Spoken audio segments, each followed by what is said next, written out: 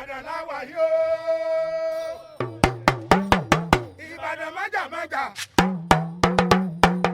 Bó ṣe kára wájú lẹ́rú. Ìlú Òjó. Ìlú Ògúnmọ́lá. Olódòdó kẹ̀rí lójú ogun. Ọmọ Ìbàdàn ń Oke'badan. Ìlanilọ́yẹ̀. Ẹ wo gba COVID. Gbogbo àwọn state ní wọ́n lockdown ní tí wọ́n jáde. Wọ́n ní owó oṣù mẹ́ta àwa ń jáde. Nítorí pé àwọn gbogbo iléeṣẹ́ wọ̀nyí ń ṣèdánilẹ́kọ̀ọ́. Fọwọ́ rẹ o. Bomú rẹ o. Má fọwọ́ bẹnu o. Má gbàyàn lọ́wọ́ o. Má dìyàn lọ́wọ́ o. Ó jẹ́ kí Ọ̀yọ́ state ó survive. Ẹ wá imagine Ọ̀yọ́ state tó jẹ́ pé Olúbàdàn wáyé ní industry. Ìjẹni kábíyèsí Olúbàdàn ń sọ ọ́ sùn. Wọ́n dẹ̀ gbọ́dọ̀ wá nǹkan ṣe sí. Nígbà a máa ní club beer. A ní Milan. A ní Perudo. A ní Exile. A ní Chibri glass. A ní Iso glass. A ní Atlantic carpet. A ní Bode foam. Kíní kan táyà náà. Kíní kan táyà. Táyà bẹ́ẹ̀ ni ó bẹ̀rẹ̀ lọ́wọ́ wa la. Ẹjọ́ ìpínlẹ̀ Ọ̀yọ́ kan. National economic policies ló pa. Nígbà tí iná ò wá dáadáa, owó dísù wá wọ́n, àwọn kò sẹ́wọ̀n lọ bò mí. A ní Olúyọ̀lé, a ní pharmaceutical kan tó tẹ̀kú lè jẹ́ pátápátá. So national policy ló ta iṣẹ́ ẹ̀bí aráàlú àbí ìjọba ìpínlẹ̀. Kì í ṣe pé àwọn aráàlú ò fẹ́ ra bátìrì, ṣùgbọ́n tó bá ti lọ wo owó náà gbogbo ẹ̀ owó bátìrì wà ga jù nǹkan táráàlú lè sọ.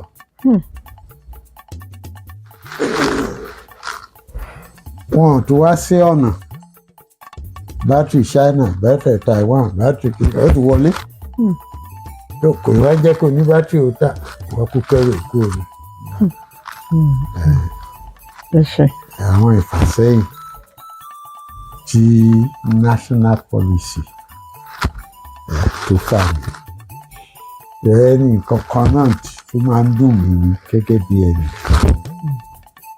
Mo wò pé 1954 ẹnìkan jáwó lọ́wọ́ olóníkà ní Bódìjà housing estate fún àwọn civil servant tí wọ́n lè máa sanwó èdè.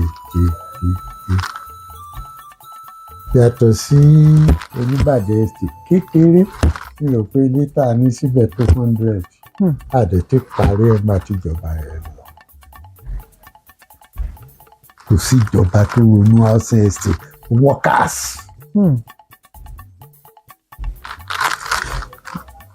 Àwọn estate tó máa talẹ̀ ní 35 million. Ìyẹn là ń rí sìn.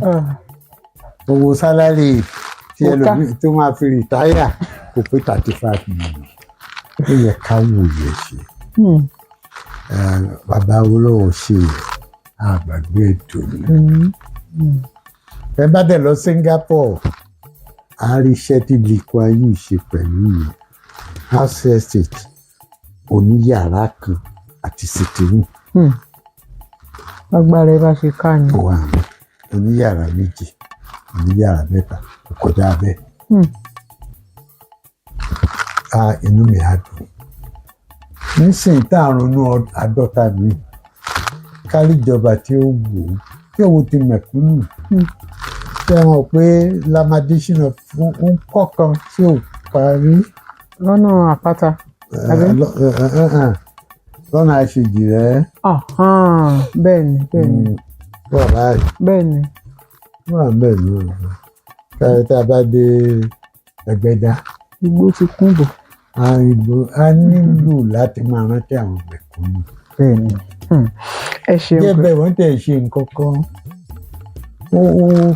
ibi tí wọ́n ń pè ní INEC yìí sì amọ̀nà fi mọ ilé àkọ́kọ́ bẹ̀ wọ́n fi ṣe sample pé káwọn èèyàn ẹ má máa lọ máa wá cement block ẹ lo mud block máa ń jẹ́ kí ilé tutù bẹ́ẹ̀ ni pé air condition ni kò dẹ̀sẹ̀ tó lè yànbọn through mud block tó bá yànbọn sí cement block yóò fọ́ tó bá yàn sí mud block ọ̀tá yẹn máa scatter ní kò lè kọjá. Gbà ó fi ṣe experiment ká lè máa fi kọ́lé fún àwọn tí ò di olówó tí wọ́n nílò ilé tó dàbí fìlà. So a nílò yẹ torí pé mẹ̀kúnnù pọ̀. Tó bá wọ Ìbàdàn dáadáa tó bá kọjá Ìbàdàn wọ́n lọ sọ́nà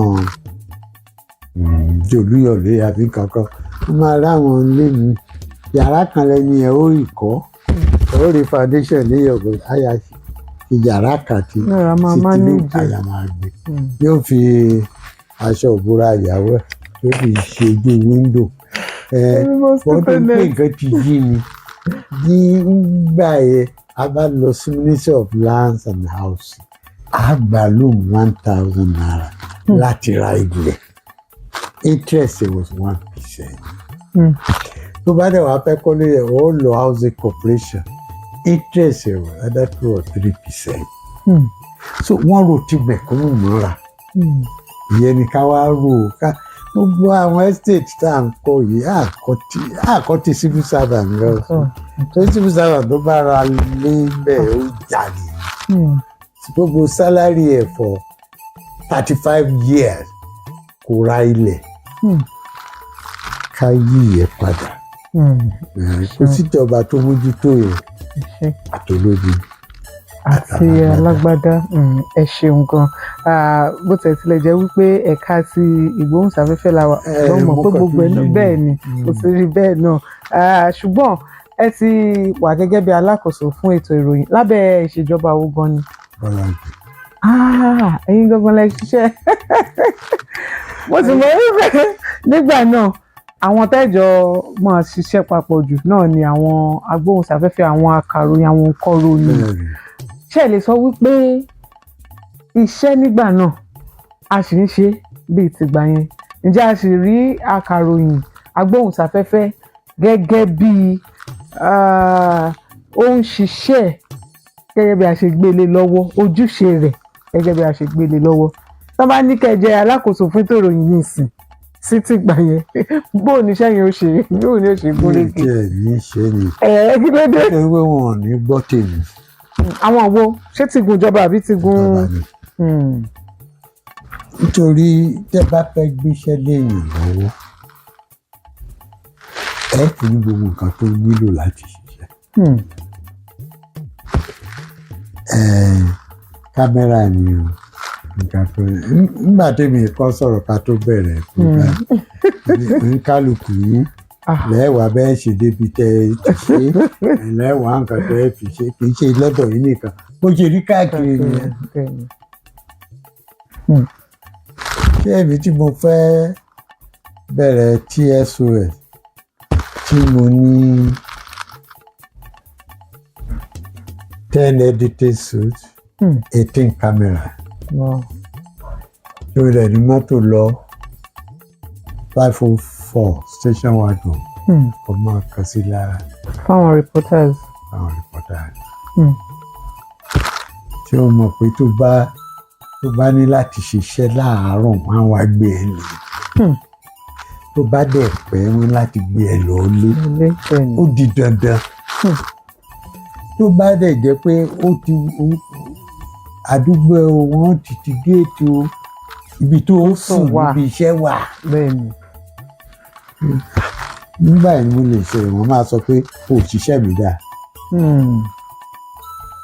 tí mo dẹ̀ mú tó wò pé tó bá máa ṣe bí ọdún méjì máa ní lọ tún ìdánilẹ́kọ̀ọ́ ṣe àbí oníwẹ̀ndì mo fẹ́ kó lọ ṣe ṣẹ́ndì àsọ̀wọ̀ ẹ̀ ó ṣe ṣẹ́ndì mo fẹ́ kó lọ ṣe degree àbí crossover àbí pẹ̀ makeup lọ ṣe àsọ̀wọ̀ ẹ̀. iléeṣẹ́ bẹ́ẹ̀ni nígbà yẹn. tó ń gbà ó ní mi lè halẹ̀ mọ́ ẹ ní òṣìṣẹ́ mi dáa bọ́ tí mi bá fẹ́ ní irinṣẹ́ tí mi fẹ́ ní gbogbo nǹkan tó nílò tó jẹ́ nǹkan tó ń ṣẹlẹ̀ ń sìn nìyẹn tí wọ́n lè ṣiṣẹ́ bí àwọn yẹn ṣe ń ṣiṣẹ́ àwọn wọn rántí gan pé wọn ò ṣe promotion fún wọn tó inú wọn máa ń dùn mí we are content. So àwa tá a ní ilé-iṣẹ́ as government or as non-government láàṣẹ ilé-iṣẹ́ ní ọ̀nà tí òṣìṣẹ́ àgbàpèsè bàbá wọn ni. Nígbà tó bá tọ́jú wọn dáadáa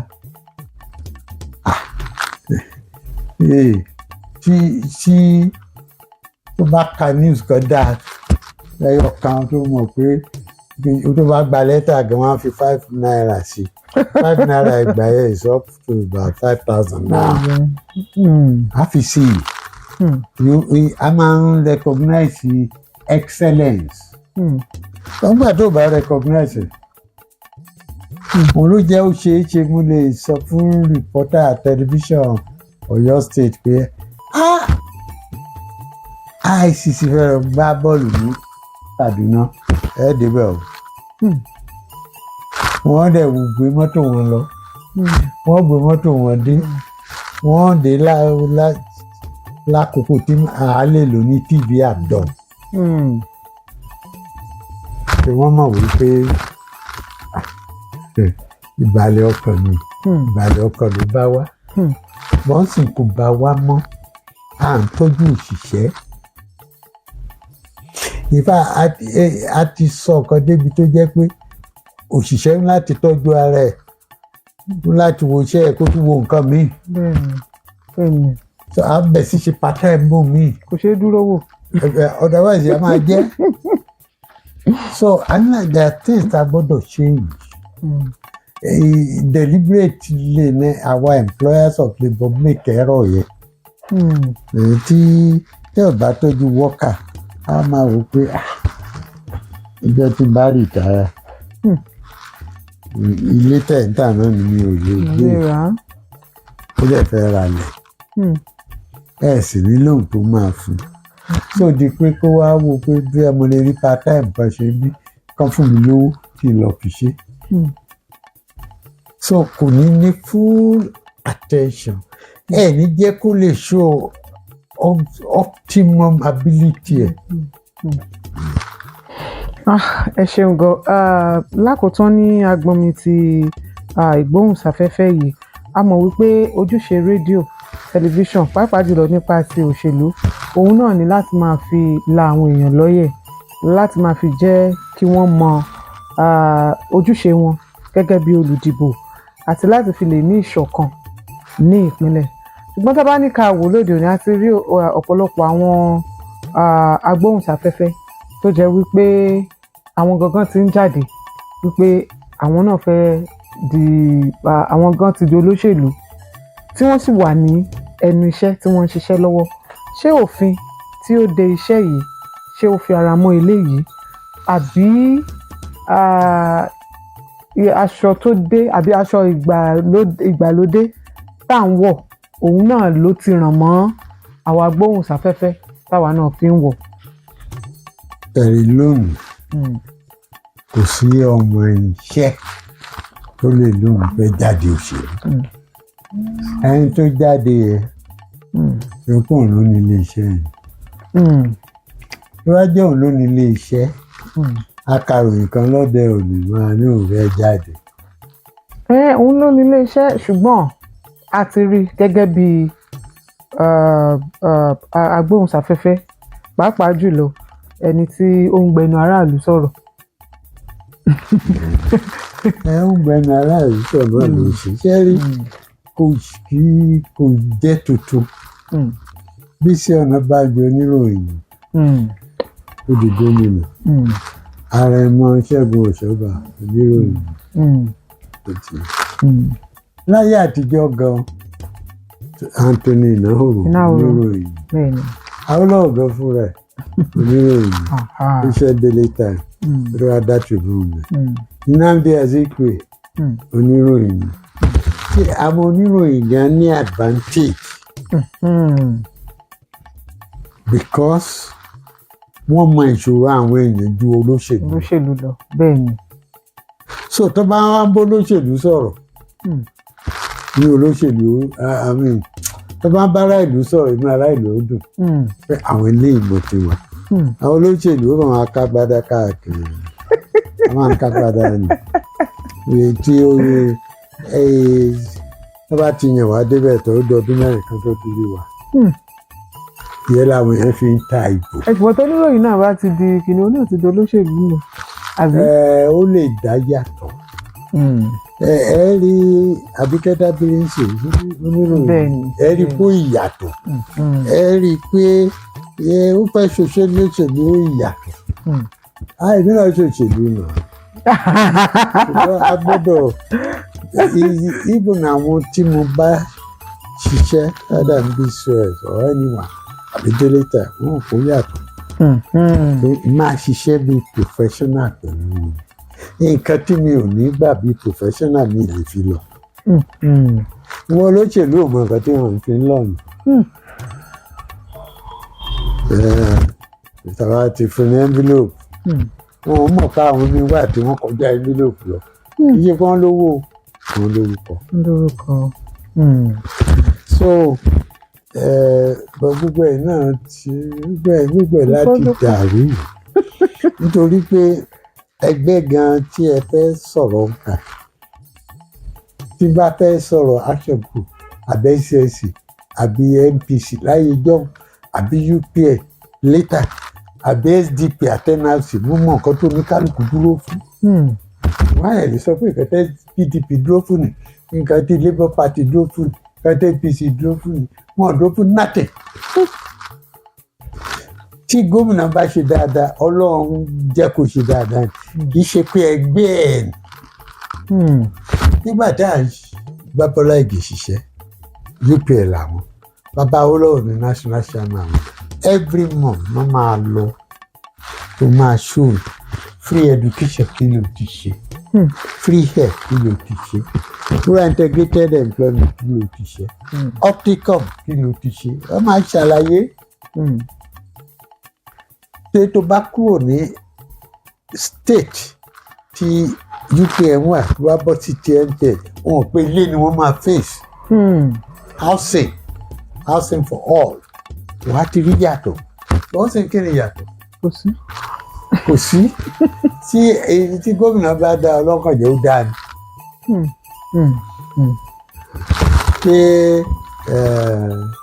Ṣé pọ́lísì PDP ni pé kí wọ́n ní yunifásitì ní Ìṣẹ̀yìn àbí kí wọ́n ní Ìgbọ̀ọ̀rà àbí kí wọ́n lọ ṣe oko Fáṣọlá àbí pé kẹtàn light Ọ̀yọ́ state.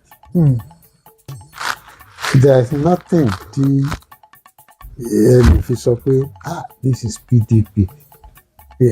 We must have compulsory free education. Àràwé ìlú ìlú gbogbo ẹ̀ train teacher ẹ̀ ti mọ̀ pé nǹkan tá a fi dá yín mọ̀ ni. Ìyẹn gan ló jẹ́ kí iṣẹ́ oníròyìn difficult. Kí ló fẹ́ fi polongo fún wọn? Ẹ ṣeun. Bá ní mo jẹ́ ọ̀rẹ́ ará ìlú rẹ̀ kí ni mo fẹ́ fi polongo? Ṣé omi mo fẹ́ fún yín ni àbí iná mo fẹ́ máa fún yín? Àbí oúnjẹ ni mo fẹ́ kó pọ̀ yẹn tu tí màá fi para mi ní ọ̀rẹ́ ará ìlú? Bí mo ṣe ògbufọ̀ yín kò ní pé mo jẹ́ ọ̀rẹ́ yín. Mo ń ṣiṣẹ́ mi ni. Mo dẹ̀ fẹ́ popular. University program mi ò ní following. Bọ́tí bá dòṣèlú má fẹ́ ṣọ̀rẹ́. Màá kọ́ wo kí lẹ nílò ní Ọ̀yọ́ state. Àwọn ọmọ pọ̀ o. Wọ́n ti jáde ní school tí wọ́n ti ṣiṣẹ́. Kí ni provision mi fún wọn? Àwọn tó fẹ́ wọ school kí ni provision fún wọn? Àwọn ọmọ tó ń ṣe jam tí wọ́n máa ní kí commit cut off. Wọ́n á gba 280 kò ní meet cut off. Ó mì pé kò lè wọlé nìyẹn. Ó mì pé yóò ti jókòó lé ọdún kan. Kí ni provision mi fún wọn? Ìyẹn mo fi ń jọ̀rọ̀ ara mi. Ẹ ṣeun gan, ẹ ṣé. Mo mọ̀ pé àsìkò wa ti lọ, ṣùgbọ́n kò ní dá ká má mẹ́nu bà ohun tí a mọ ìpínlẹ̀ Ọ̀yọ́ mọ́ nípa ti àṣà ìṣe eléyìí tá a lè pè ní cultural identity. Ǹjẹ́ a lè sọ wípé ìpínlẹ̀ Ọ̀yọ́ ti gbìyànjú láti dáàbò bo identity wa, ohun tí wọ́n fi mọ̀ wá, tí wọ́n fi mọ̀ pé lóòótọ́ ìpínlẹ̀ Ọ̀yọ́ leléyìí, bó tẹ̀ tilẹ̀ jẹ́ wípé ojú ńlá ọ̀làjú ń dé, bó la ṣe ní sọ àṣà ìṣe wa, ìdánimọ̀ wa, bó la ṣe ní sọ nù? Fún ọ̀pọ̀lọpọ̀ ọdún yàtọ̀ sí pé ká ṣe festival of art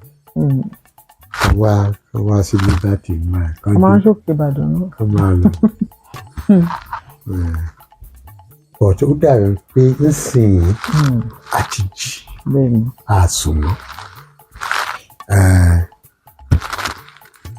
Gbogbo festival tó wà ní àwọn ìlú ẹ̀ àti mú lọ́kùnkúndùn. Ṣàngó ni o, Ògún ni o, Egúngún ni o, Ìbejì, Igbó Ọrà, ọdún ìbejì. Àwọn nǹkan tá a bẹ̀rẹ̀ in the last 10 years tá a bá ṣe cultural center ní cultural center wà mẹ́. Mo cultural center ó ti di nǹkan tá a gbọ́dọ̀ máa sọ.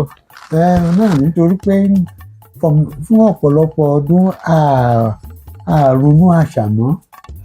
Ṣùgbọ́n ní ìsìn tá a ti wá ń rò ó tó jẹ́ pé a ti ń ní oríṣiríṣi ọdún, gbogbo àwọn ìlú nípínlẹ̀ Ọ̀yọ́ báyìí, gbogbo àwọn zone tá à ń sọ̀rọ̀ yìí ni wọ́n ti ní ọdún tiwọn tá a sì rí wípé ìjọba ń lọ́wọ́ sí i. Ó tẹ̀ yẹ ká kan sára sí ọ̀gá wa Ọlátúbọ̀sún. In fact wọ́n gbìyànjú gidi gan. Sábà ní ẹnìkan in the 50 years tí mo mọ̀ tó ṣiṣẹ́ àṣà gan wá sí Ọlátúbọ̀sún. Bẹ́ẹ̀ni. Mi ní ìmọ̀ nọ́mbà 2 ẹ̀. Ó gbélérí. In fact inú mi dùn pé wọ́n gbé kúrò ní information gbé wá bẹ́ẹ̀. Tó bá jẹ́ pé ọdún 8 ló ti lò lórí mẹ́ka yẹn. Àdúrà àdúgbò ń gbà ní pé àwọn tó ń bá wá wọn ò ní sùn. Nítorí ibi tí mo ti ṣe ambassador Philippines kò sí ìlú ọjọ́ kan nínú 365 days tí wọ́n ń ṣe festival. Tí wọ́n bá rí festival ṣe wá ní wọ́n ṣe festival of mango.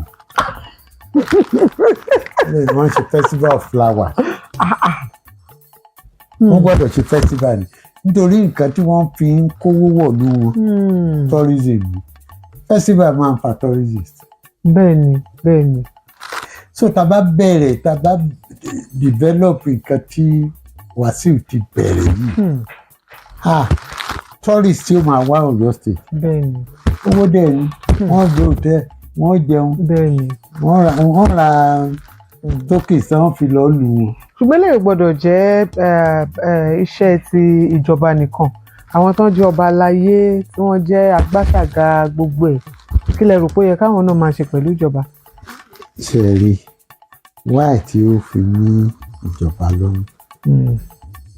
Ọba lè promote àṣà ìlú ẹ̀ tó bá ní influence ó lè get sponsor bẹ́ẹ̀ ni. irú Ojúde Ọba àǹtí wọ́n rí àwọn onígbọ̀wọ́. àti àwọn sponsor. festival kan tó ń ṣe l'Ógbómọ̀ṣọ́ ní December ìyẹn náà ó. Ògbómọ̀ṣọ́ náà ò kéré bẹ́ẹ̀ni. gómìnà bíi ọba àwọn náà dẹ̀ lajú. bẹ́ẹ̀ni. ilé ìtọ́ ń ṣe nífẹ̀ẹ́. so tí ọtún bá kàn jọba tí ò ní tó fi ṣe á nílò ìjọba. so ṣe ló yẹ ká jókòó ní ìpínlẹ̀ Ọ̀yọ́ because wọ́n mọ̀ wá fún àṣà. ìgbà kan la máa ń ṣàmàlà ìgbà kan la máa ń ní aṣọ òfì.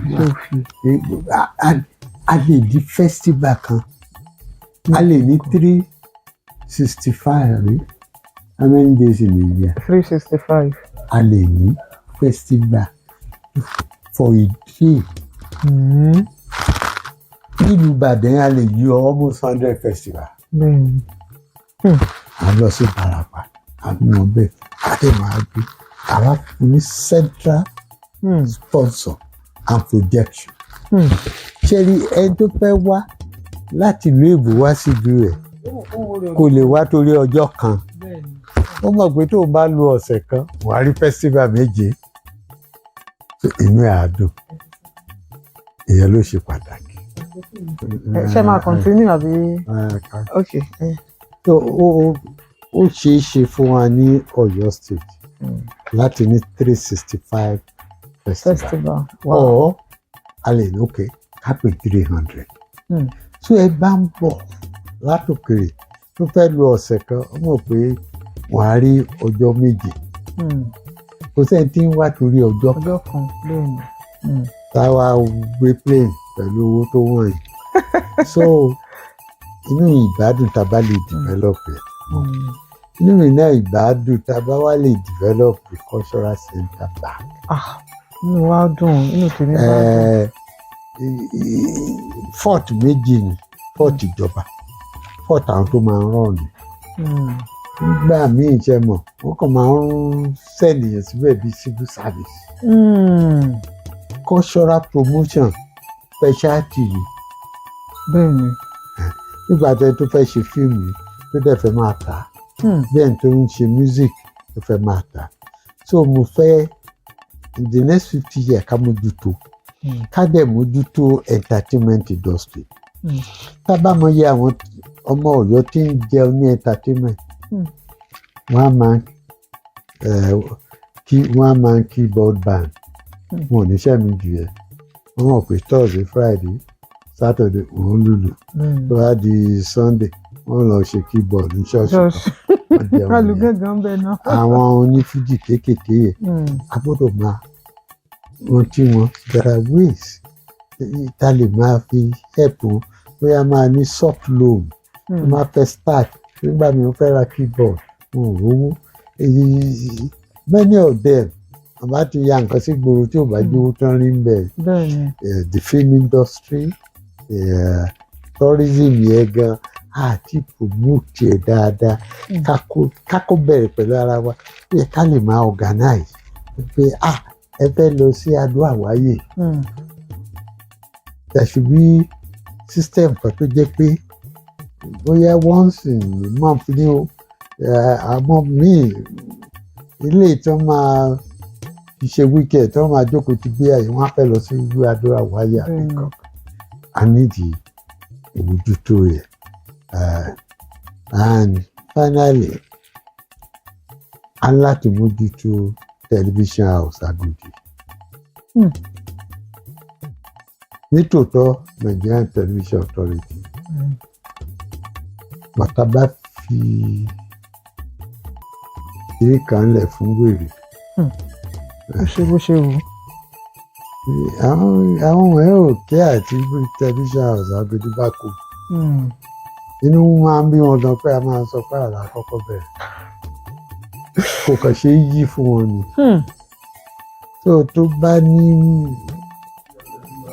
bá a ṣe lè máa ràn wọ́n lọ́wọ́ lẹ́ẹ̀kọ́ tó bá débẹ̀ nígbà míì kì í ṣe ibi tó lè kó àlejò lọ pé this is monument of history ẹ wá wo bí tá a ti bẹ̀rẹ̀ tẹlifíṣàn so àtàládàáni ni o àti ìjọba ni o bí ìjọba Ọ̀yọ́ nìkan gan yẹ títí dé Benin ló yẹ ká máa rántí lórí àfiṣàkọ first television àfihàn gan kò yẹ ká jẹ́ kó wá di nǹkan tí ó dà yẹn. Ẹ ṣeun gan. Ẹ jẹ́ ká wá wo nípa ti ètò ọrọ̀ ajé. A mọ̀ wípé gbogbo àwọn ẹkùn yìí òun náà ti ní nǹkan tí a mọ̀ wọ́n mọ̀. A mọ̀ wípé Òkè Ògùn, Ìbàràpá, Ògbómọ̀ṣọ́ tá bá ń sọ̀rọ̀ nípa ètò ọ̀gbìn wọn fi ṣeré. Àwọn kan tẹ̀ máa ń sọ wípé ohun tí Ìbàdàn yìí jẹ àwọn kan yìí gbìn àbí ìkọ̀kọ̀ bí ẹni wípé àti gbogbo àwọn agbọ̀n bí ni àwọn oúnjẹ ti ń wá sí ìlú Ìbàdàn. Kí lẹ rò wípé ìjọba lè ṣe sí àwọn agbègbè yìí láti fi jẹ́ ká rí wípé oúnjẹ ó pọ̀ lọ́pọ̀ yanturu nípínlẹ̀ Ọ̀yọ́. Ìpínlẹ̀ Ọ̀yọ́ jẹ́ ibìkan tí mo ṣe wáyé tí mo bá ń lọ sékòó bóyá mo kàn sọ fọ́rẹ́ mi kan pé mò ń bọ̀ wá sékòó ní Joseph Nadi bá mi ra nǹkan báyìí bọ̀ láti Ìbàdàn bá mi ṣe gbá bá mi ṣàwo ṣùgbọ́n àwa náà àfi bẹ́ẹ̀ jẹ àǹfààní yẹn mọ́ nípínlẹ̀ Ọ̀yọ́. ṣe lókè Ògùn yẹn ó tó láti pèsè oúnjẹ fún gbogbo ilẹ̀ Yorùbá. Bẹ́ẹ̀ni. Ìyẹn ni wọ́n rò wọ́n fi bẹ́ẹ̀ ń gbà yẹn Ọ̀yọ́ North Agricultural Development Program ọ̀làtẹ̀ tí wọ́n fi lè máa gbẹ beans grains ẹ̀wà oríṣiríṣi nǹkan bẹ́ẹ̀ tí wọ́n dẹ̀ fi kọ́ wọn ní bí wọ́n ti lè máa ṣe irrigation pé wọ́n tó máa fẹ́ ṣe dam tó máa fi máa lò lóko wọn ò nílò láti lọ máa wá sí mẹ́ńpẹ̀ wọ́n máa ṣe up dam wọ́n fi kọ́ wọn ìjọba láti padà sí ilé iṣẹ́ mọ̀ nígbà míì ìjọba òun realize pé tá bá pé 100 ìdá 100 wa orí nǹkan ọ̀gbìn la gbẹ́kẹ̀lé àwa dẹni tí ò ṣe kòkó mọ́ adẹni tí ò ṣe epo mọ́ àwa dẹni tó jẹ́ pé tá bá máa wá epo tá a fi ṣebẹ̀ a lè fi epo tó wá ṣebẹ̀ mọ́ a lọ gbé ti ipò ibo yẹra tó máa gbé kí ló ṣe wá aláti mójútó ẹ̀ ó yẹ kí ìjọba kó encourage large scale farming kì í ṣe pé kí gbogbo èèyàn ó di àgbẹ̀ ṣùgbọ́n àwọn tó wà lágbẹ̀ kókó wọn tóbi kọ́dẹ̀ ní fertilizer tó bá ilẹ̀ wa mu wọ́n rẹ̀ ní mechanization tó bá ilẹ̀ wa mu a rí i pé oúnjẹ ó pọ̀ kì í ṣe fún ìpínlẹ̀ Ọ̀yọ́ nìkan fún gbogbo ilẹ̀ Yorùbá a lè máa fún ọ lóúnjẹ ibà àtà ni owó àṣẹ̀sùn máa pa á bẹ́ẹ̀ ni ìkúkú ṣọ̀fẹ́ ni. bẹ́ẹ̀ ni ẹ ṣeun gan. Ẹ jẹ́ ká wo ipò àwọn obìnrin ipò àwọn ọ̀dọ́ àti ìdàgbàsókè àwùjọ lápapọ̀. Ṣá lè sọ wípé àwọn obìnrin nípínlẹ̀ Ọ̀yọ́ nípa ti ètò ọrọ̀ ajé nípa ti ètò òṣèlú ṣá lè sọ wípé wọ́n ṣé dídọ́gba ni kí n pè é tẹ̀sí dídọ́gba náà. ó lè dọ́gba ní àwọn small scale ètò ọrọ̀ ajé kéékèèké bí àwọn okòwò alábọ́dé ephemeral market ẹ̀ka bí ọjà gbòde jẹpẹtẹrí wọ́n nípa ti ìṣèjọba. gbogbo àṣe dáadáa pẹ̀lú obìnrin níjọba àṣe dáadáa pẹ̀lú obìnrin lóṣèlú kò dẹ̀ kó rí bẹ́ẹ̀. ṣé àwọn olóṣèlú wọ́n máa ń rò pé iṣẹ́ obìnrin lóṣèlú ni pé kó jó nígbà tó bá fẹ́ ṣe campaign. ọkọrin ọ̀tẹ̀. kò kì í ṣe bẹ́ẹ̀ wọ́n ní ọpọlọ wọ́n ní ọgbọ́n wọ́n dẹ̀ ní sùúrù tó jẹ́ pé tí nǹkan bá fẹ́ dàrú nígbà tá à ń pè ní crisis management obìnrin mọ̀wọ́ ẹ̀ nígbà wọ́n ṣe tó tún yẹ ká wọ́n bá ti rí sẹ́nétọ̀ bóyá House of Rep wọn kò tó rárá kò tó. níwọ̀n ìgbà tó jẹ́ pé mo dẹ̀ mọ̀ fáwọn obìnrin Ọ̀yọ́ State kàwé so kì í ṣèwé ni wọn ò kà á fún wọn láàyè tó appointment wọn gan òun tó kò tó. ó máa ń dùn mí wọ́n ní wọ́n yan obìnrin wọ́n fi ṣe commissioner of women affairs stereotype nìyẹn ṣé nǹkan tó rí ọpọlọ wọn wà nìyẹn wọn ò lè ṣe ta greek ni nígbà tó jẹ́ greek náà kà àbí wọn ò lè ṣe ti commerce àbí wọn ò lè ṣe ti health ó yẹ ká túbọ̀ lò wọ́n tó bá jẹ́ pé a rántí Beijing conference ní tá a ti gbàgbé Nàìjíríà 35% ló yẹ ká máa fún wọn ló yẹ ká padà síbẹ̀. Ọlọ́run á jẹ́ kí ká rí bóyá gómìnà àbí ìṣèjọba eléyìí tí ó ro tàwọn obìnrin wípé ká padà sí ti Beijing afẹnukò pé obìnrin ò ṣòṣèlú tẹ́lẹ̀ bẹ́ẹ̀ ṣe ń ṣòṣèlú kò sẹ́ni tó máa jẹ́ kí àbúrò ẹ̀ obìnrin àbí ìyàwó ẹ̀ àbí sísítà ẹ̀ kó ṣòṣèlú ẹ ní ṣèpàdé lọ́sàn-án òru lẹ ṣèpàdé ẹ ṣe jàgídíjàgan kò sẹ́ni tí ìyẹn ló máa ń lé obìnrin sá but òṣèlú òun is a decent job ọpọlọ ni ọpọlọ ló nílò jù kì í ṣe jàgídíjàgan kì í ṣe pé ẹ gbọ́dọ̀ lọ máa gorí àdá gorí ìbọn ìyẹn ò ní nǹkan ṣe pẹ̀lú òṣèlú kò ní nǹkan ṣe pẹ̀lú pé à ń ṣèjọba ara wa tàbá yí ìwà òṣèlú wa kó wẹ̀ little bit civilized and decent obìnrin á túbọ̀ pọ̀ sí. ẹ ṣeun gan ẹ ṣe pé ẹ ti ṣe àtìlẹ́yìn fún àwa obìnrin ṣùgbọ́n kí ni àwọn àǹfààní tẹ́ rò pé ìpínlẹ̀ Ọ̀yọ́ ti pàdánù rí tó jẹ́ pé bóyá àwọn opportunities eléyìí tá a ti miss sẹ́yìn ká tún má bàa ṣe àṣìṣe bẹ́ẹ̀ wájú. mo mọ̀ pé a miss tí wọ́n fẹ́ ṣe sí Ẹgbẹ́dá ẹ̀tọ́ tó bí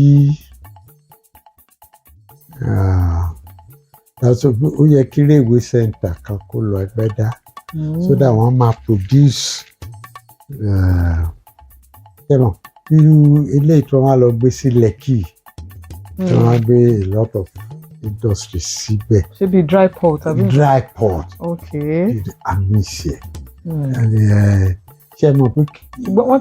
wọ́n ti gbé lọ sí Mọ́níyà ń sìn. àti Mọ́níyà àti ìwòlárí mẹ́rin. iṣẹ́ ń lọ lọ́wọ́ lórí ẹ̀. ṣé èèyàn bá rántí ìlú tó ń pè ní Dubai. ẹ mọ̀ pé kò sí nǹkan tó ń produce in Dubai. Nothing. Wọ́n máa kó wá wọ́n máa rà wọ́n máa kó wá wọ́n máa rà. Wọ́n á ṣe àyè tẹ́ ẹ lè kó wá. Wọ́n á di ìfún yín láǹfààní láti wá rà. Bẹ́ẹ̀ ṣe ń lọ tẹ́ ẹ mọ̀ náà mo ń jẹ. Bẹ́ẹ̀ kò sí kankan tí ẹ máa lọ rà ní Dubai tó jẹ́ Dubai náà produce. Ìyẹn nírú road entreport dry port tó lè ṣe. Wọ́n máa kó wá wọ́n máa rà wọ́n máa kó wá. ẹ tó kó nǹkan wá yóò ṣàjà nǹkan lẹ̀ fún wa lówó tó bá dẹ̀ tó wá rà náà. bẹ́ẹ̀ni àwọn ọ̀dọ́ gan tún ríṣẹ́. wọ́n á ríṣẹ́ àmì ìsìyẹ díẹ̀ tí ò bá sí ti gómìnà yìí àti miss ti airport. bẹ́ẹ̀ni torí airport yẹn ńgbà tí wọ́n ń design ẹ̀ wọ́n design ẹ̀ pé kó jẹ́ bí ìbejì pẹ̀lú Muritala international airport. Excess Muritala ìbí ni ó máa wá.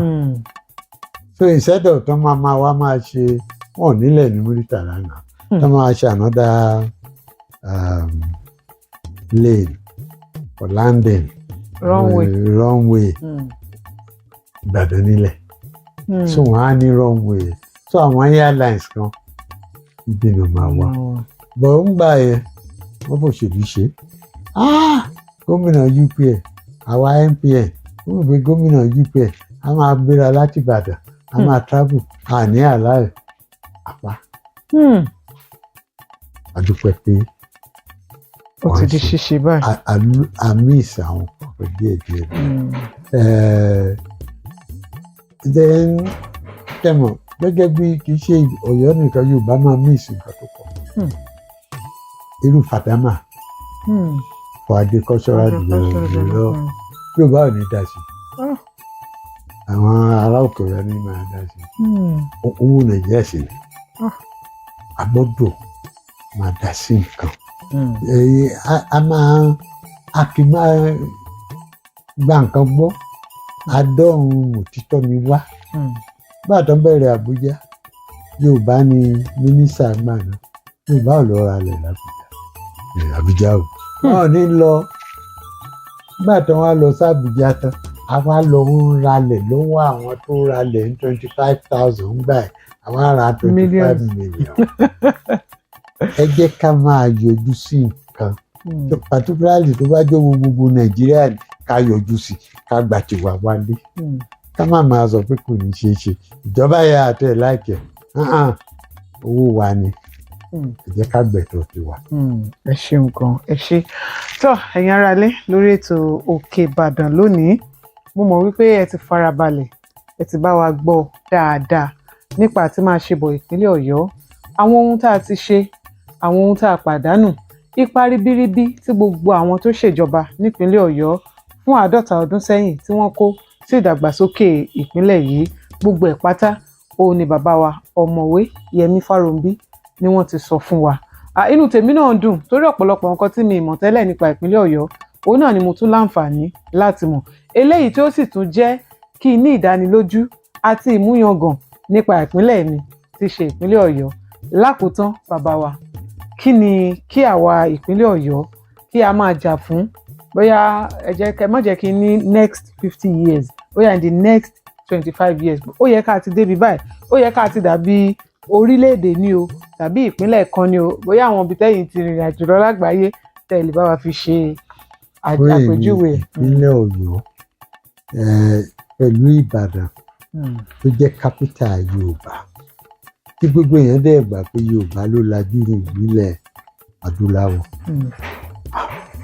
ṣé bí tó yẹ ká wà láwa yìí bí mo ṣe láìka tẹ̀mọ́ wa aṣíwájú ni wá ṣùgbọ́n ìjà aṣíwájú ni wá ìjà aṣíwájú ni wá nípa ẹ̀kọ́ ìjẹ́ a ní hospital tó jẹ́ standard táwọn èèyàn wọn ò ní máa lọ India mọ́ tó jẹ́ pé wọ́n á lè máa ti all over Nàìjíríà máa wá bí kanirú yẹn ìjẹ́ mo like bí gómìnà ṣe bẹ̀rẹ̀ electricity fún secretariat but àwọn rural areas wa ṣe bẹ̀ sí ṣe solar farm fún wọn electricity tí wọ́n require ò pọ̀ àwọn nílò ẹ̀ pé ọmọ tó wà ń Ṣẹ̀pẹ̀tẹ̀ rí àbí tó wà ní Ìgbòho àbí tó wà lọ́kàkà ó yẹ kó lè lo laptop kó key into ICT kó key into AI kó wá di pé kò lè ṣe nítorí pé kò sí ná. A gbọ́dọ̀ wo gbogbo eléyìí a gbọ́dọ̀ tọ́ àwọn ọmọ wa not for kì í ṣe pé láti compete pẹ̀lú Nàìjíríà but kó compete in the world. Ṣé pé táwọn ọmọ wa bá dá Amẹ́ríkà àbí wọ́n lè má kúrò níbí náà kó interact with America. Kí ló ṣe tí a lè jẹ́ káwọn ọmọ wa máa compete intellectually. Àmọ́ wa ẹ bá rí wọn lórí TikTok lórí WhatsApp lórí Instagram so much so tó jẹ́ máa tó ní Facebook kò yàgò mí ṣe bí Nàìjíríà ló wà. Ó sì mọ ibi tí owó gọbọi ti ń wá. Because we are competent. Ẹ jẹ́ ká develop àwọn ọmọ tiwa káwọn náà lè jẹ inú ẹ̀ kán máa kó wálé torí pé aṣíwájú ni wá. Aṣíwájú ni wá ipò aṣíwájú lè lédùmarè fún wa nípínlẹ̀ Ọ̀yọ́. So tó bá fún wa àwa a lè rò pé dókò orin ẹ̀ ló fún wa oníkọ́lá tí ń òwe ẹ̀ mo rántí pé níjọ́ ta fẹ́ sí tẹlifíṣàn TSS òwe tí mo pa ni pé ajíṣe bí Ọ̀yọ́ láàrí Ọ̀yọ́ ò ṣe bí bàbá ẹnì kankan. pé gbogbo nǹkan tá a bá ṣe a gbọ́dọ̀ jẹ́ kó àwòkọ́ṣe. yọjú. Mo dẹ̀ lè sọ eléyìí nítorí pé máa ń ṣètò program láyé jọ̀hún. Tí n bá ṣe production tí n bá ṣó ẹ̀ nìbàdàn tí wọ́n bá gbà á tí bá ń gbé yí Yorùbá káàkiri wọ́n máa gbà á. Wow. Tí n bá ṣe production tí bá lọ bẹ̀ lẹ́kọ̀ọ́ tí Èkó bá gbà á wọn ò ní gbà á lẹ̀ Yorùbá torí Èkó kò mọ Yorùbá kò máa ṣá.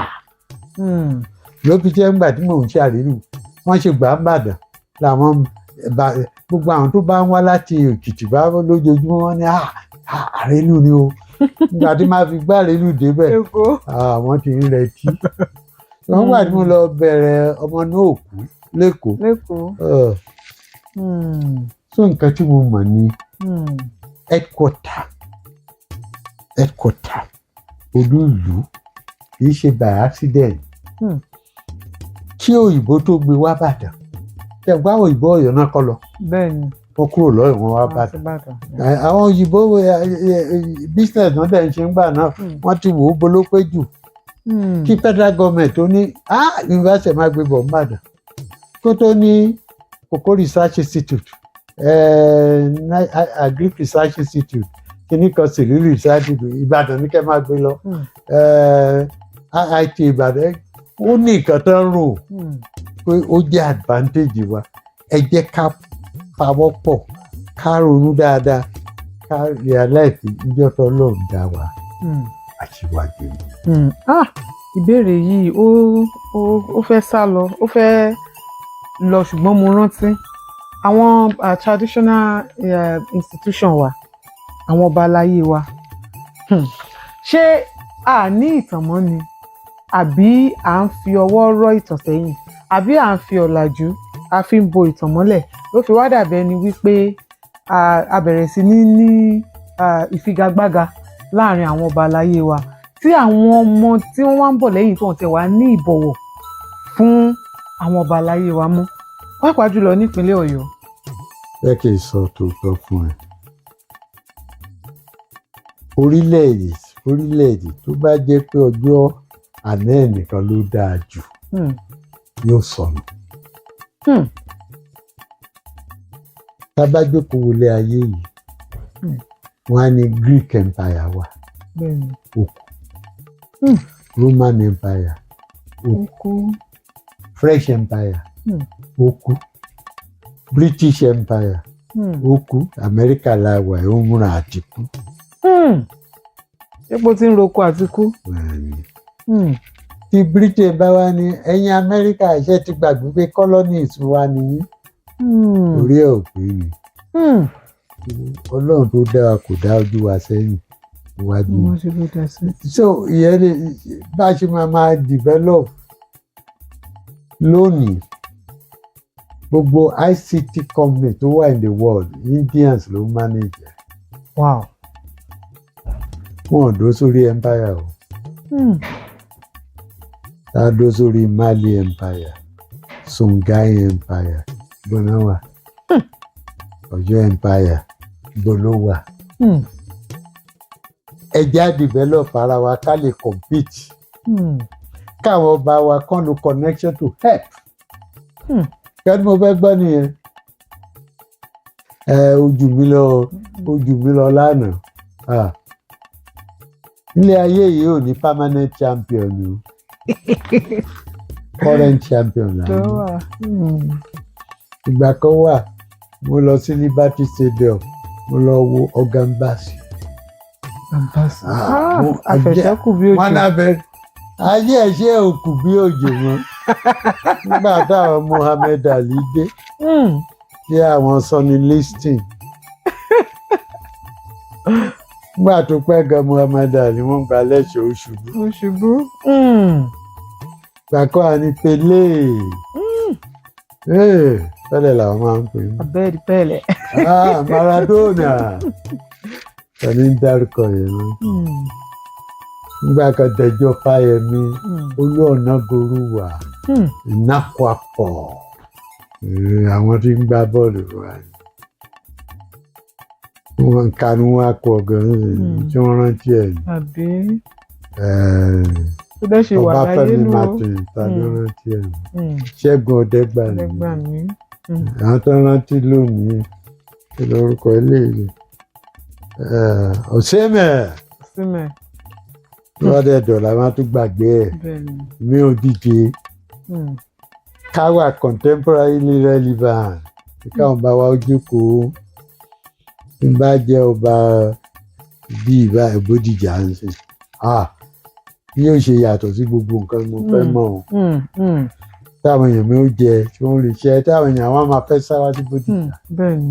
yẹ ló important o. Dàgbàsókè. ṣe rí history dáa ṣe rí culture gan ṣàpè culture máa ń grow. bẹ́ẹ̀ ni. kò sẹ́ni tó wọrú aṣọ tí mo wọ yìí wọ́n wọrú ilé ìgbà ẹ̀ kí ìjìpá ló máa ń wọ̀ wọ́n á wọ̀ sọ́yà wọ́n wọ àlárì wọ́n wọ ẹ̀tù ṣé mo lè wọ ẹ̀tù báyìí nígbà tí ṣe kó mo fẹ́ lọ joyè so màá wọ shirt bẹ́ẹ̀ a máa mẹ́jọ ò ní fi àṣà lẹ̀ but culture máa ń grow ni ìgbà kan wà ṣe bí a bá ti já grass láti borí ilé sórí yẹn la máa jókòó sí ìgbà kan wà lọ́yọ̀ọ́ ó lè kọ́lé tó ga ju ti Aláàfin lọ torí pé tó bá kọ́ pẹ̀tẹ́sù a máa wò ìyàwó ẹ̀ sórí yẹn la fẹ́ jókòó sí a lè jókòó sí yẹn bí nǹkan bá ṣe yóò bá bà gbọ́ ọ wọ́n ní ẹ jẹ́ kẹ́ ẹ ṣe ìwòyí gbógun ẹṣin ẹ jẹ́ kí ọmọ ìwòyí àbí gbógun ẹṣin ìwòyí ká develop ara wa kí event center la jókòó tì ilé epo la máa ṣe hòtẹ́ẹ̀lì nìkan là ń kọ́ gbogbo Ìbàdàn ti fi kọ́ hòtẹ́ẹ̀lì tán ẹ̀kọ́ factory táwọn èèyàn ń ṣiṣẹ́ ń bẹ̀ àwọn services finance services táwọn èèyàn ń ṣiṣẹ́ tó bá jọba ṣe ọba dáadáa kì í ṣe mo like history o ṣùgbọ́n history ilẹ̀ Yorùbá kò fẹ́ tì wá síwájú a tún máa jẹ ìjà kíríjì láìpẹ́ kíríjì wọ́ láti jà ẹ̀ nígbò ká máa wo how to move forward mo jù ẹ́ lọ ní 18 Ọ̀yọ́ empire ended in 18th century Ọ̀yọ́ empire dé Ghana ẹ lọ Ghana kẹ́ lọ pàṣẹ lé wọn lórí Ọ̀yọ́ empire ó dé Benin Republic lọ bá Benin Republic orí ẹ̀ la máa jókòó sí nígbà tí à ń ṣe Fúlàní wọ́n ní Sokoto Caliphate àbí kí wọ́n lè dárò Caliphate yẹn tẹ́lẹ̀tẹ́lẹ̀ àwọn ló máa sọ bí tí ìgbà tá a máa kírun sún wa òòrùn ràn ṣé gbogbo òòrùn yà lè lájú kárí òòrùn ẹ jẹ́ ká yíjú padà ká kọjú síwájú nítorí pé gbogbo nǹkan tó dáa lọ lọ́ọ́ fi kẹ́ Yorùbá particularly Ọ̀yọ́ nígbà tí òyìnbó dé wọ́n rí i pé ní Òkè Ògùn à ń ṣe iron refinery tí bá ń ṣèbọn ìbọn tẹ ẹnu ẹ̀rí lóbótó rẹ̀ ṣé àwọn ló fà ní iron and steel tí bá àbúrò wa ni gbogbo Òkè Ògùn yẹn gbogbo aṣọ òfì yẹn ṣé òyìnbó ló kọ́ wa ṣé òun ló kọ́ wa bá ṣe ń ran òwú àwa jókòó tẹ́tẹ́tẹ́ àwa dàbí orí Ògún Àìdẹ́ ni àwa jókòó bí ewúrẹ́ tó fẹ́ fi gbọ́mọlẹ̀ àtẹ̀síwájú mọ́. mo fẹ́ ká máa gbọ́ wípé ọmọ Ọ̀yọ́ is the best in this òun ló ṣe dáadáa ní ibi tó yẹ ká wà ní o. ẹ ṣeun kan. ẹ̀yin kábíyèsí wa develop ìlú yín ni o ẹ̀yin náà bá develop ìlú ẹ̀yin wọ́n kàn lè lọ ni àwọn ọmọ fẹ́ ṣiṣẹ́ bẹ́ẹ̀ ni. wọ́n ń kàwé wọ́n fẹ́ ṣiṣẹ́ ojú wọn ti là nígbà tó ń lọ l'Amẹ́ríkà wọ́n rí lórí fóònù wọn tí Australia wọ́n rí ẹ̀ wá jókòó ẹ ṣeun gan bàbá wa mo mọ̀ pé tí bá fi yín sílẹ̀ ká máa sọ̀rọ̀ lọ. nítorí pé ó mú nǹkan tó ká mi tó ń ta mí lára.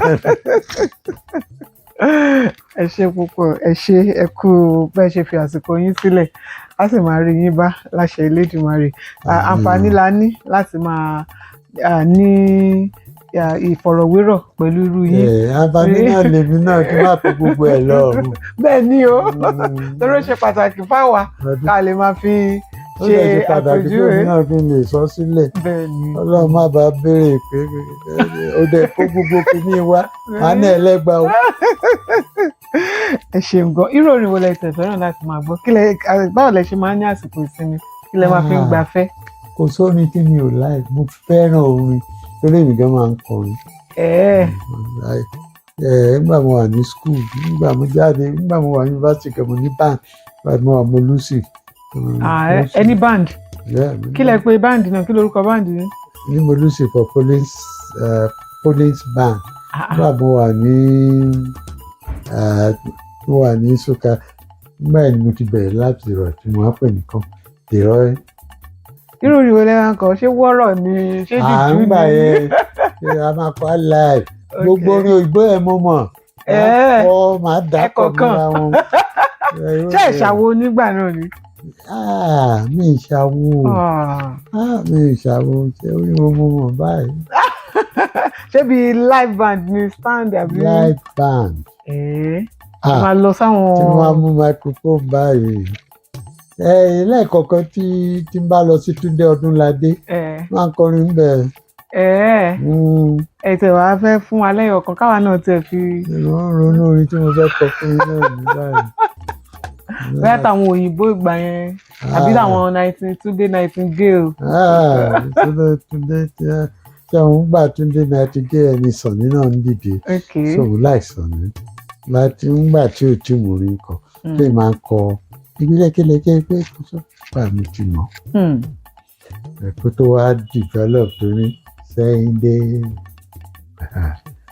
túlẹ̀ mi ò Sẹ́yìndé àjọmọ̀ yẹn. ṣùgbọ́n orin tí mo láìjù ní ti òbí ń jọ̀hún. àjọmọ̀ wa Olúwa sì ní délé. àjọmọ̀ wa Olúwa sì ní délé o àṣẹ àjẹ. mo rẹ̀ dún láìpẹ́ àsìkò láyé dákọ̀ kó mọ̀ lọ. àìmásìkò ló dààmú ẹ̀dá. lórí àpáta tí Jésù wí ni mo. ogun ayé ká kó lè fà mí lẹ́nu. mo ti sọ fún wípé t'Olúwa láṣẹ. koríko fi wú sórí àpáta. bẹ́ẹ̀. wow ó dà bá a ṣe ń lọ lórí ètò lẹ́nu ó dà pé orin òbí ni a fi kásẹ̀ rẹ̀ ńlẹ̀ àbí ṣé ẹ prefer òbí àbí Sunny Adé. kò sí lè tí ẹ lò méjèèjì Sunny ọ̀rẹ́ mi ni òbí ọ̀rẹ́ mi ni. ẹ ṣeun gan lẹ́ẹ̀kan sí bàbá wa ọ̀mọ̀wé Yẹmi Farounbi a máa rí yín bá láṣẹ Elédùmarè ìlera pípé Elédùmarè yóò fi jíǹkì yín o. ẹ ṣeun ẹ bá mi dágbére fáwọn ará ilé. mo dúpẹ́ púpọ̀ Tèmiládé mo dúpẹ́ fún iṣẹ́ tó ń ṣe lórí Ìbàdàn. ẹ ṣeun gan. mo sì mọ̀ pé èrò rẹ fún Ìbàdàn yóò ṣẹ lójú rẹ. àmín àṣẹ. lórí fẹ́ kí Ìbàdàn ó gbèrú sí i fẹ́ kó dàgbà sí i. ọ̀pọ̀lọpọ̀ mọ the spirit tó wà ní nǹkan tó ń ṣe. wọ́n kàn rò pé ó kàn ń ṣe ni but tí alágbẹ̀dẹ bá ń lu irin ojú kan ó ní nǹkan tó fẹ́ mú torí káàkiri ilé iṣẹ́ tó ti ṣe wà ètò kan tó ò fi lẹ̀. Òkè'badan bẹ́ẹ̀ ni Òkè'badan á gbé ẹ̀. àṣẹ. ilẹ̀ Oòduà á gbé ẹ àṣẹ Ọlọ́run tó sì máa ń sìn náà yóò dùn tì ẹ́. àṣẹ ẹ̀yin tẹ́ ẹ dẹ̀ ọ̀hún gbárùkù tí ètò yìí ẹ jọ̀ọ́ mo bẹ̀ yín ẹ fowó gbárùkù tí ẹ fìfẹ́ gbárùkù tí àṣẹ torí program tó lè káàkiri ayé tó bá yá ni torí àwọn tó fẹ́ mọ̀ pa Ìbàdàn kì í ṣàwa Ìbàdàn nìkan káàkiri ayé náà ni. bẹ́ẹ̀ni tẹ́ bá ti bọ́ sórí ayélujára báyìí ní Australia ní Amẹ́ríkà ni gbogbo yín tẹ́ wà ní abroad ẹ̀rọ ti pé program kan wà tó ń jẹ́ Òkè-Ìbàdàn ẹ ṣeun gan ẹ ṣe tó ẹ̀yin aráalé òun náà lẹ ti gbọ́n ó ti dijọ́ mẹ́jọ lágbára lọ́wọ́ Elédùmarè tá a tún máa pàdé lórí ètò Òkè-Ìbàdàn àkànṣe fún ìpínlẹ̀ Ọ̀yọ́ at 50 òun náà lélẹ́yìí ìpínlẹ̀ Ọ̀yọ́ á túbọ̀ máa tẹ̀síwájú ìlú Ìbàdàn á máa tẹ̀síwájú ètò Òkè-Ìbàdàn náà á máa tẹ̀síwájú èmi náà fúnra ara mi Tèmiládé Àlòkò tí mo jẹ́ atọ́kùn ètò yìí máa máa tẹ̀síwájú àmì ẹ ṣeun gan ó dàbọ̀ ire.